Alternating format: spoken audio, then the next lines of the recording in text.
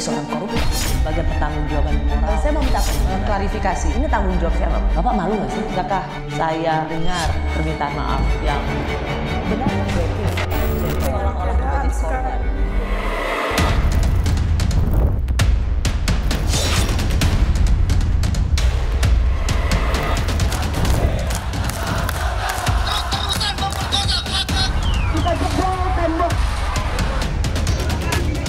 Hari ini kita sudah mendapatkan sebuah keputusan yang sangat kita hormati dari MK.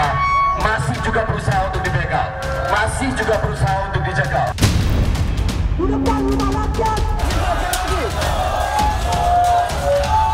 Lantas Anda di dalam ini wakil siapa?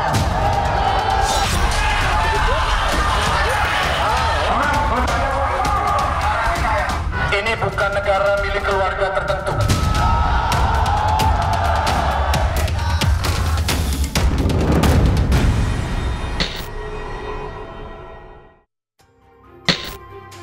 Selamat malam. Aksi demonstrasi mahasiswa, masyarakat sipil, dan selebritas untuk mengawal putusan Mahkamah Konstitusi membawa ingatan tentang demonstrasi menuntut reformasi 26 tahun silam. Mahasiswa hingga komika ikut ambil peran, memberi orasi tentang pentingnya menjaga demokrasi dari pembegal konstitusi. Tidak disangka, seorang aktor yang membintangi lebih dari 70 film, tidak pernah ikut dalam dukung-mendukung politik, ada di tengah para demonstran, bahkan memberi orasi politik. Saya bersama sang aktor yang disebut sebagai aktor dengan bayaran termahal, Reza Rahadian. Hai Reza. I'm good, how are you? Aduh, intronya aktor dengan bayaran termahal itu gimana ya? Reza, Yes. ketika Kompas TV breaking news, Oke. dan kemudian saya melihat ada seseorang yang sangat saya kenal baik, berorasi di tengah lautan demonstran depan DPR, saya benar-benar terkejut. I'm shocked. Saya langsung memfoto dan mengirimkan ke seseorang yang juga dekat dengan Anda. Dan isi percakapannya itu rahasia kita. Okay. Tapi we both were shocked. Apakah ini sesuatu yang memang udah didesain lama, Reza? Oke. Jelas tidak didesain.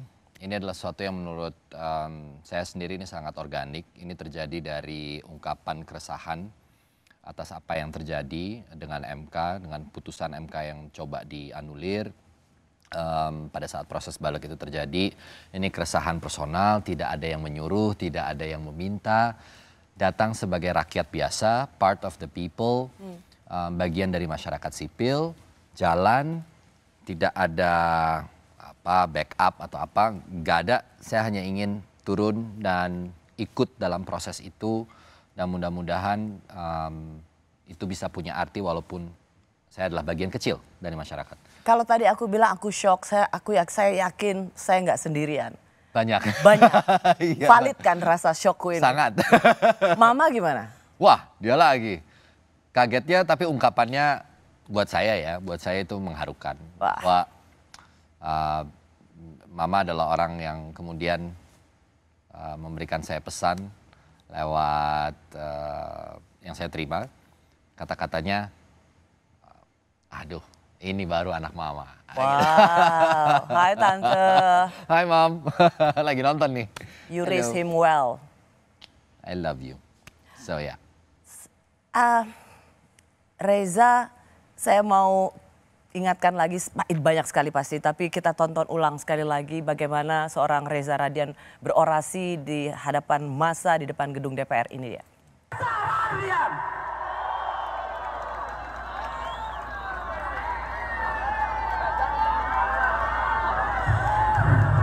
Assalamualaikum warahmatullahi wabarakatuh.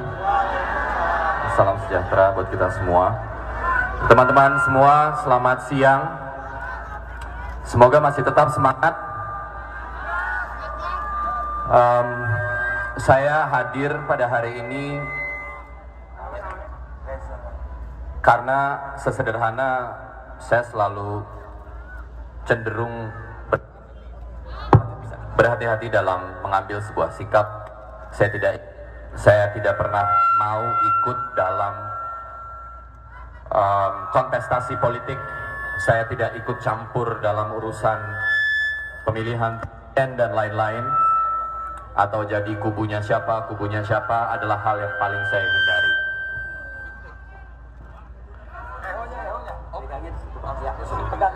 Dan saya selama ini selalu menjadikan dunia seni sebagai wilayah untuk saya menyampaikan keresahan hati dan kritik sosial. Tapi hari ini saya sudah tidak bisa lagi berhenti diam. Saya tidak bisa tidur tenang di rumah.